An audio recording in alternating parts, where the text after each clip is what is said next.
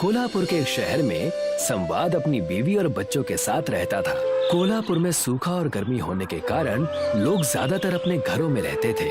इतनी गर्मी है, लग रहा है नर्क में हूँ। क्या आप भी हमेशा नरक और बहकी बहकी बातें करते रहते हैं? कुछ दिनों की बात है, सब कुछ ठीक हो जाएगा। ये तुम पिछले 1 महीने से कह रही हो। आज खाना खा लो, कल तो हमें खाना भी नहीं मिलने वाला। काश दूसरे गांव और कस्बों की तरह हम भी खुश होते। दूसरे गांव के मर्द हमेशा काम और मेहनत करते हैं, यूं ही नहीं घर में बैठे बैठे रोटियां तोड़ते रहते हैं। तुम हमेशा मुझे ताने मार कर ही खुश रहो, ये नहीं कि कभी मेरी थोड़ी तारीफ कर दें। तारीफ करने लायक कोई काम भी तो कर लो। संवाद अपनी पत्नी भाग्या से बहस करके घर के बाहर चला जाता है। चलो संवाद भैया, यहाँ क्या कर रहे हो तुम बड़े ढीले हो, हमेशा गांव में सब कुछ होने के बाद ही आते हो। हुआ क्या, पहले ये बताओ, ज्यादा मुंह न चलाओ। वहाँ देखो, शेरू शहर से बर्फ लेकर आया है और गांव वालों को मुफ्त में खिला रहा है। जाओ जाओ, थोड़ी सी बर्फ ही ले लो और अपनी पत्नी को जाकर दे देना। कम से कम तुम्हारे बर्फ से वो खुश तो हो जाएगी, क्योंकि गजरा तो तुम देने वाले नहीं हो।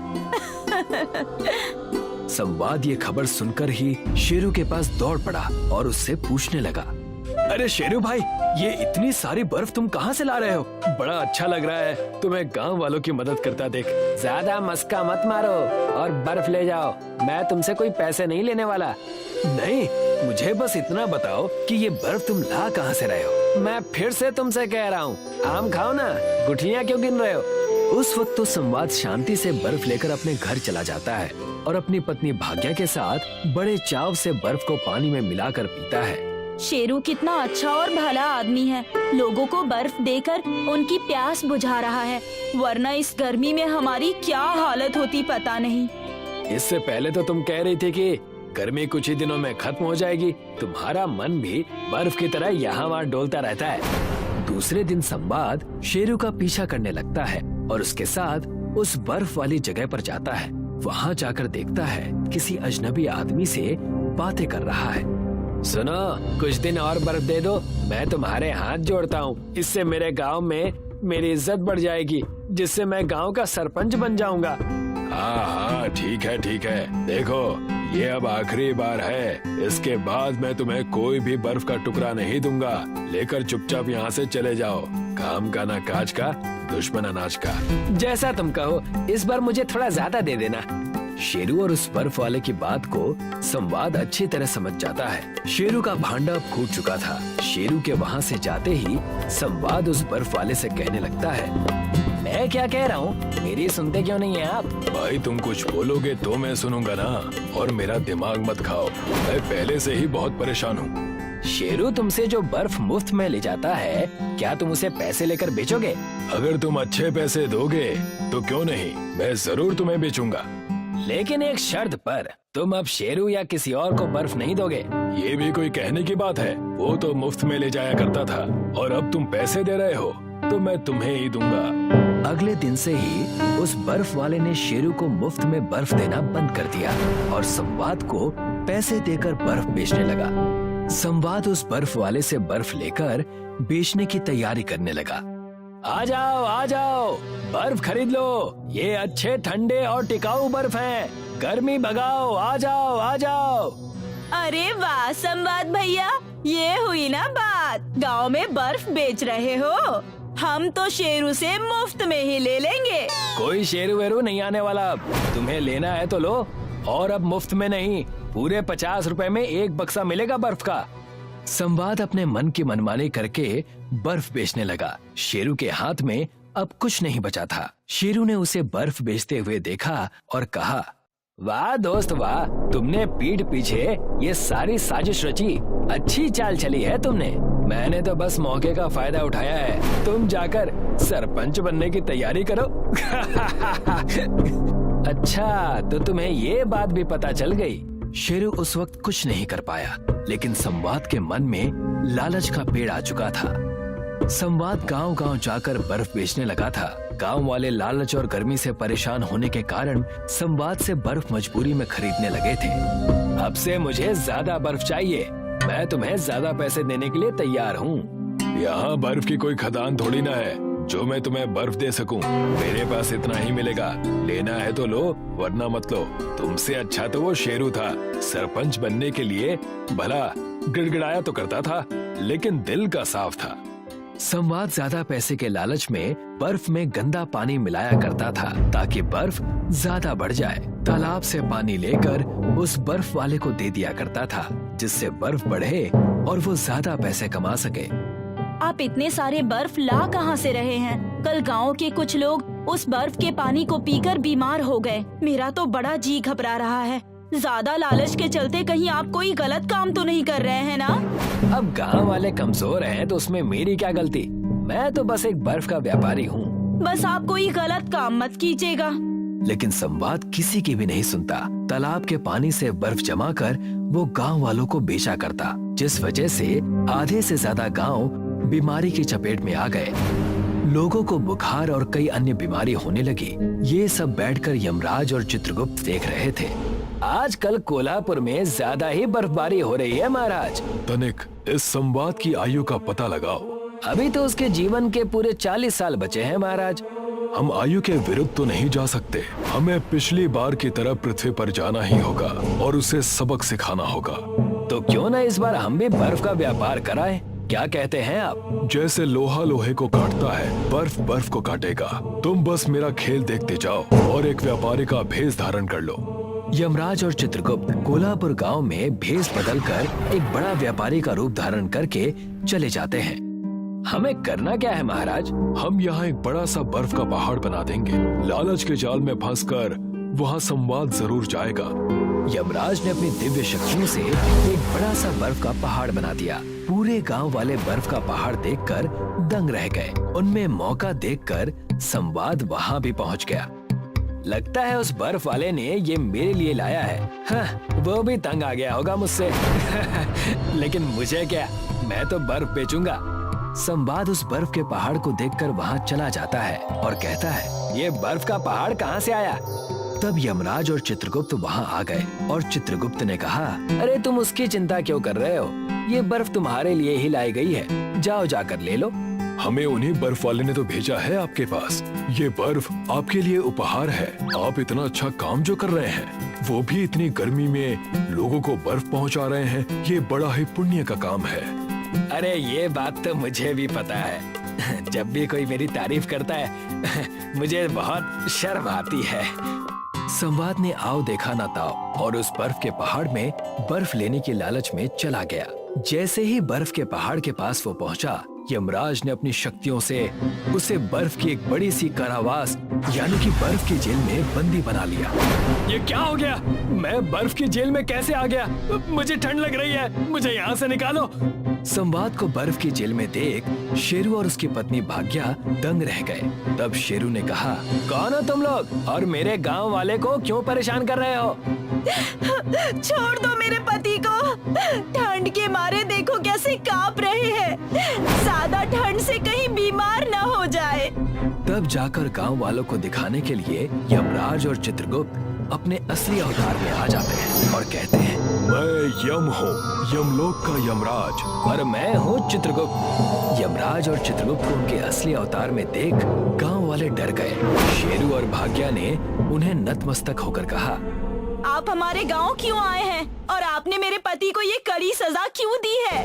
दंड का पात्र संवाद स्वयं है। तब जाकर यमराज और चित्रगुप्त ने सारी सच्चाई गांव वालों के सामने रखी। मुझे छोड़ दो, ठंड के मारे मेरे प्राण निकल रहे हैं। मैं अपनी सारी गलती मानता हूँ, मैं ऐसा कभी नहीं करूँगा।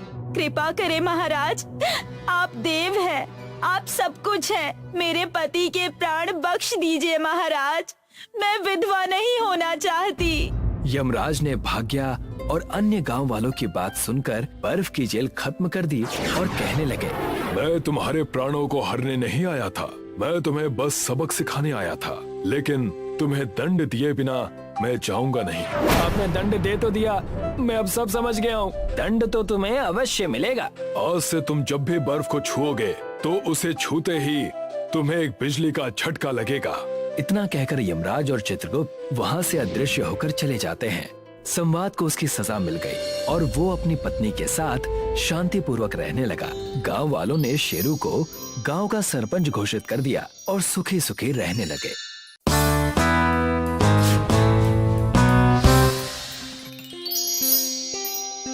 एक गांव में रूपवती नाम की लड़की अपने पिता के साथ रहती थी। रूपवती की माँ तो थी नहीं, इसलिए जब उसके पिताजी ड्यूटी पर चले जाते तो वह घर पर अकेली रह जाती। एक दिन रूपवती ने अपने पिताजी से कहा, पिताजी, या तो मुझे माँ ला कर दो या एक गाय ला कर दो। मैं सारा दिन घर में अकेले बैठे बैठे बोर हो जाती हूँ। बेटा, मेरी उम्र बहुत हो चुकी है, अब तुम्हें माँ तो नहीं मिल सकती, क्योंकि इस उम्र में कोई मुझसे शादी नहीं करेगा, लेकिन मैं तुम्हें गाय लाकर दे सकता हूँ। हर रविवार को गांव में जानवरों का बाजार लगा करता था। रूपवती के पिता बाजार से एक गाय खरीद लाते हैं। अरे वाह पिताजी, बहुत सुंदर गाय लेकर आए हो, मैं इसे मुन्नी कहकर बुलाऊंगी। अब रूपवती घर पर अकेली नहीं रहती थी, वह पूरे दिन मुन्नी के साथ खेलती रहती। कभी उसे घास खिलाती, कभी उसका दूध पीती, तो कभी उसे कविता पढ़कर सुनाती। रूपवती के घर के पीछे सेठ और सेठानी रहते थे। रूपवती की गाय मुन्नी बहुत शैतान थी। उसे जब भी मौका मिलता वह गांव में इधर उधर भाग जाती। एक दिन दोपहर में रूपमती की आंख लग गई, तो मुन्नी सेठानी के घर जाकर उसकी साफ सुथरी जगह में जगह जगह गोबर कराई। सेठानी जब सोकर उठी उसे बहुत क्रोध आया। उसने आव देखा न ताव और मुन्नी की लाठियों से पिटाई शुरू कर दी। जब मुन्नी के चिल्लाने की आवाज रूपमती के कानों में पड़ी तो वह एकदम उठ गई। रूपवती दौड़ती हुई सेठानी के घर पहुंची। अरे अरे अरे ताई, रुक जाओ, ताई बेचारी मर जाएगी। ले जा इसे यहाँ से, अगर अगली बार इसने घर गंदा किया तो मैं इसे जिंदा नहीं छोड़ूंगी। रूपवती रोती हुई मुन्नी को लेकर घर आई। मुन्नी का एक सींग टूट गया था, लगता है अब इसे खूंटे से बांध कर रखना चाहिए। रूपवती मुन्नी की मरहम पट्टी करती है और एक खूंटा गाड़कर मुन्नी को खूंटे से बांध देती है। हाँ, अब मैं निश्चिंत होकर रह सकती हूँ, क्योंकि अब ये कहीं नहीं भाग पाएगी। एक दिन रूपवती के घर डाकिया पत्र लेकर आया। क्या हुआ बेटी, किसका पत्र है? पिताजी, शहर के चाचा का पत्र आया है। अगले महीने की 24 तारीख को प्रीति की शादी है। कुछ दिनों बाद रूपवती अपनी चचेरी बहन की शादी में जाती है। देख मुन्नी, बस 2 दिन की बात है। यह चारा रखा है, खा लेना, और ये पानी रखा है, इसे पी लेना। जब रूपवती और उसके पिता चले गए तो मुन्नी ने खींच खींच कर अपना खूंटा उखाड़ दिया और वह गांव में इधर उधर घूमने लगी। उसने देखा कि सेठ और सेठानी अपने घर में सो रहे हैं। मुन्नी उनके घर में घुसी और उन दोनों के मुंह पर गोबर कर दिया। 2 दिन बाद जब रूपवती घर लौटी तो उसने देखा खूंटा उखड़ा हुआ पड़ा है। पिताजी, मुन्नी कहाँ चली गई? दोनों मुन्नी को गांव में ढूंढने लगे। अरे चाचा, हमारी गाय देखी क्या? बेटा, तुम्हारी गाय को सेठ सेठानी ने पीट पीट कर मार डाला। रूपवती और उसके पिता को बहुत गहरा धक्का लगा। वे सेठ सेठानी के घर पहुँचे। ये मैं क्या सुन रहा हूँ सेठ जी, आपने हमारी गाय को मार डाला? हाँ, मार डाला। उसने हमारे मुंह पर गोबर कर दिया था, इसीलिए मार डाला। ये तुमने ठीक नहीं किया सेठ, मैं पंचायत में शिकायत करके तुम्हें सजा दिलाऊंगा। शिकायत विकायत से कुछ नहीं होगा। नियम ये है कि जानवर के बदले जानवर देना पड़ता है। मैंने तुम्हारे लिए नई गाय खरीदी है, वो देखो। हमारी गाय ऐसी मरगिल्ली नहीं थी। ये बूढ़ी गाय पता नहीं कहां से उठा लाए हो। देखो, ज्यादा चपड़ चपड़ मत करो। गाय के बदले मैं तुम्हें दे रहा हूँ, बस बात खत्म। मुझसे दुश्मनी लोगे तो ध्यान रखना, इकलौती बेटी है तुम्हारी। क्या करोगे तुम मेरा, बताना जरा। चल बेटी, ऐसे घमंडी लोगों के मुंह लगना बेकार है। रूपवती और रूपवती के पिता बूढ़ी गाय को ही अपने घर ले आते हैं। पिताजी, मुझे अपनी मुन्नी ही वापस चाहिए। बेटा, मुन्नी तो अब वापस नहीं आ सकती। हम इसी बूढ़ी गाय को प्यार से पालेंगे। रूपवती और उसके पिताजी कमजोर गाय की खूब देखभाल करते हैं। उसकी हालत में कुछ सुधार होता है। एक दिन रूपवती गाय का दूध दूने बैठी। पिताजी, जल्दी यहाँ आइए, गाय से दूध की जगह सोने का पानी निकल रहा है। अरे, ये कैसे हो सकता है? कुछ देर बाद सोना बाल्टी में जमकर ठोस सोने में बदल जाता है। मजा आ गया बेटा, ये तो सोना देने वाली गाय है। सोना देने वाली गाय की मदद से रूपवती जल्दी ही अमीर हो जाती है। अरे फूटे भाग्य हमारे, तुम कितने बेवकूफ हो। वह बूढ़ी गाय जिसे तुमने रूपवती को दे दिया था, सोने का दूध दे रही है। अगर वो गाय हमारे पास होती तो अब तक तो हम बहुत अमीर हो चुके होते। सेठ सोना देने वाली गाय को वापस लाने के बारे में सोचने लगा। उसने रविवार के बाजार से एक अच्छी गाय खरीदी और उसे लेकर रूपवती के घर पहुंच गया। क्या हुआ ताऊ जी, अब क्यों आए हो हमारे पास? पिताजी घर पर हैं बेटा? नहीं, ड्यूटी गए हुए हैं। मुझे अपनी बूढ़ी गाय वापस चाहिए। वो गाय मेरी माँ के समान है। तुम उसके बदले में ये स्वस्थ और अच्छी गाय ले सकती हो। अच्छा, अब जब हमने बूढ़ी गाय की सेवा करके उसे अच्छा कर दिया और वह सोने का दूध देने लगी, तो तुम्हें ये गाय वापस चाहिए? नहीं मिलेगी। सोच लो, तुम्हारे पिताजी के अलावा तुम्हारा इस दुनिया में कोई नहीं है। अगर उन्हें कुछ हो गया तो। रूपवती डर जाती है।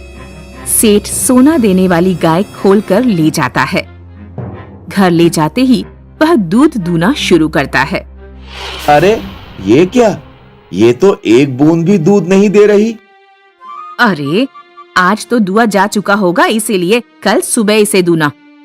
उस रात सेठ और सेठानी सो जाते हैं। अगले दिन जब वे सोकर उठे तो उन्होंने देखा कि गाय ने पूरे घर में 2-2 फुट तक का गोबर कर दिया है। सेठ और सेठानी पलंग से उतरकर बाहर जाने की कोशिश करते हैं, लेकिन वे दोनों गोबर में गिर पड़ते हैं। उन दोनों का गोबर के अंदर दम घुट जाता है। तभी तो कहते हैं, जो दूसरों के साथ बुरा करता है उसका अंत भी बुरा ही होता है।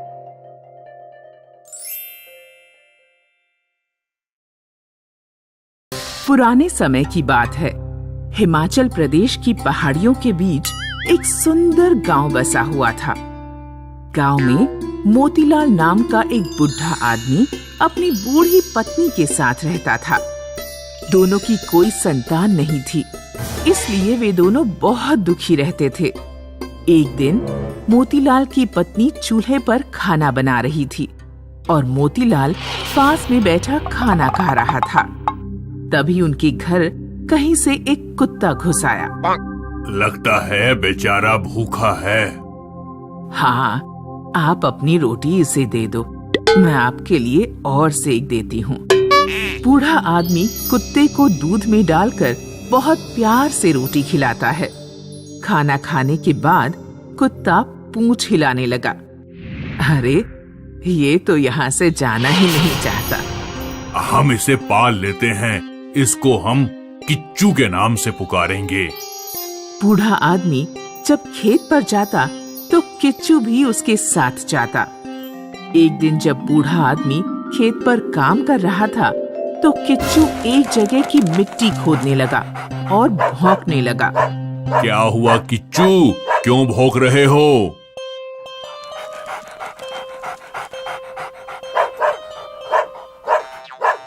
शायद ये यहाँ की जमीन खोदने के लिए कह रहा है। क्या है यहाँ पर? बूढ़ा फावड़ा लेकर आता है और किच्चू की बताई जगह पर जमीन को खोदना शुरू करता है। किच्चू खुश होकर पूंछ हिलाने लगा। बूढ़े आदमी का फावड़ा एक पत्थर से जा टकराया।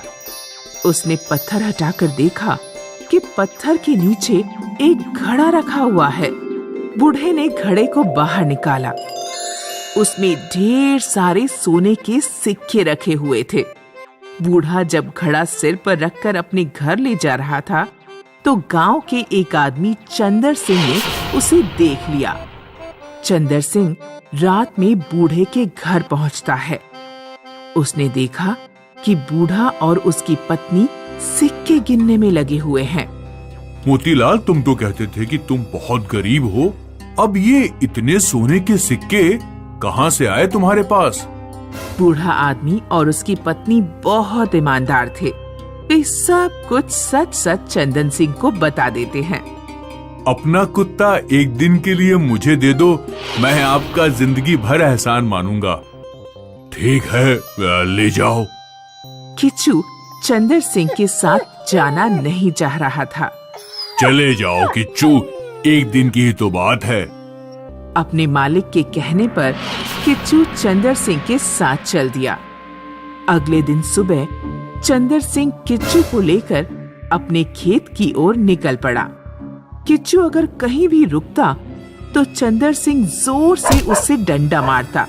खेत तक पहुंचते पहुंचते चंदर सिंह ने डंडे मार मार कर किच्चू को अधमरा कर दिया। अब जल्दी से बता दे, मेरे खेत में खजाना कहाँ गड़ा हुआ है, वरना एक और डंडा लगाऊंगा। किच्चू को चंदर पर बहुत गुस्सा आ रहा था। उसने चंदर को मजा चखाने की सोच ली। वो खेत के एक कोने में गया और उसने जमीन खुरचना शुरू कर दिया। चंदर का मन लालच से भर उठा। अब मुझे अमीर होने से कोई नहीं रोक सकता। चंदर जल्दी जल्दी मिट्टी खोदकर घड़ा बाहर निकालता है, लेकिन घड़े में ढेर सारे मेंढक, केंचुए और गिरगिट निकलते हैं। वे उसके हाथों पर चढ़ जाते हैं। ये क्या बला है? किच्चू, तू रुक जा अभी। चंदर फावड़ा लेकर बेचारे किच्चू के सिर पर मार देता है। 3 दिन बीत गए। बूढ़ा आदमी और उसकी पत्नी अपने किच्चू का इंतजार कर रहे थे। तुम चंदर सिंह के घर जाकर एक बार पूछ लो, मुझे किच्चू की बहुत याद आ रही है। बूढ़ा चंदर सिंह के घर पहुंचता है। चंदर, किच्चू कहाँ है? तुम्हारा कुत्ता गद्दार निकला। मैंने 3 दिन पहले उसे मारकर मेरे खेत में जो शीशम का पेड़ है वहाँ दफना दिया है। बूढ़ा और बूढ़ी किच्चू की मौत की खबर सुनकर बहुत रोते हैं। बूढ़ा चंदर के घर जाकर कहता है, किच्चू तो मर गया, पर क्या तुम उस पेड़ की कुछ लकड़ी मुझे दे सकते हो जिसके नीचे तुमने किच्चू को दफनाया? बूढ़ा शीशम के पेड़ की कुछ लकड़ी अपने घर ले आता है और उससे एक ओखली बना लेता है। बूढ़ी रोजाना ओखली में धान कूटती थी और किच्चू को याद करती। एक दिन जब बूढ़ी ने ओखली में धान कूटना शुरू किया तो ओखली में से ढेर सारी अच्छी अच्छी मिठाइयाँ और पकवान निकलने लगे। ये जरूर हमारे किच्चू की कृपा है। बूढ़ा और बूढ़ी गांव के गरीब लोगों के घर मिठाइयाँ और पकवान बांटते हैं। जब चंदर को ओखली से पकवान निकलने के बारे में पता लगता है तो वो मोतीलाल के घर पहुंच जाता है। दद्दा, हमारे घर में खाने को नहीं है, जरा एक दिन के लिए अपनी ओखली हमें दे दे तो बड़ी कृपा होती। दयालु दंपत्ति चंदर को अपनी ओखली दे देते हैं। चंदर ओखली लेकर अपने घर पहुंचता है और अपनी पत्नी से कहता है, जल्दी से इसमें धान कूटना शुरू करो, आज तो बहुत बढ़िया माल पानी खाने को मिलेगा। चंदर की पत्नी लालच में भरकर ओखली को खोदना शुरू करती है, लेकिन ओखली से मिठाइयों और बढ़िया चीजों की जगह भैंस का गोबर, कीचड़ निकलने लगते हैं। ये क्या है? चंदर को गुस्सा आ जाता है। वो बूढ़े की ओखली जलते हुए चूल्हे में झोंक देता है। अगले दिन बूढ़ा चंदर के घर ओखली मांगने आता है। ये गोबर और कीचड़ देख रहे हो, तुम्हारी ओखली से निकली है। मैंने तुम्हारी ओखली चूल्हे में जला दी। बूढ़े आदमी को बहुत दुख हुआ। ओखली जला दी? चलो कोई बात नहीं, उसकी राख ही मुझे दे दो, वही मेरे किच्चू की निशानी होगी। लगता है ये बुढ़ा उस कुत्ते के चक्कर में सठिया गया है। चंदर 2 मुट्ठी राख एक थैली में भरकर बूढ़े को दे देता है। बूढ़ा घर लौटकर अपनी पत्नी के पास बैठ जाता है। ओखली कहाँ गई? ओखली जल गई, अब हमारे पास केवल ये राख बची है। हवा का एक झोंका आता है और बूढ़े की मुट्ठी से थोड़ी सी राख उड़कर उसकी बगिया में चली जाती है। मुरझाई हुई बगिया के सारे पौधे हरे हो जाते हैं और उन पर फूल खिल जाते हैं। लगता है किच्चू अभी भी हमारे साथ है। राख से फूल खिलने की खबर गांव में फैल जाती है और बात राजा तक पहुंचती है। राजा तुरंत बूढ़े आदमी को अपने महल बुलाता है। हमारे पास एक बगिया है, लेकिन उसकी जमीन बंजर है। जो भी पौधा लगाता हूँ सूख जाता है। क्या तुम कुछ मदद कर सकते हो? बूढ़ा आदमी राजा की बगिया में थोड़ी सी राख उड़ा देता है। राजा की बगिया देखते ही देखते हरी हो जाती है और उसमें फूल खिल जाते हैं। राजा बूढ़े को बहुत सा इनाम देकर विदा करता है। बूढ़ा आदमी अपनी पत्नी के साथ तीर्थ यात्रा पर निकल जाता है।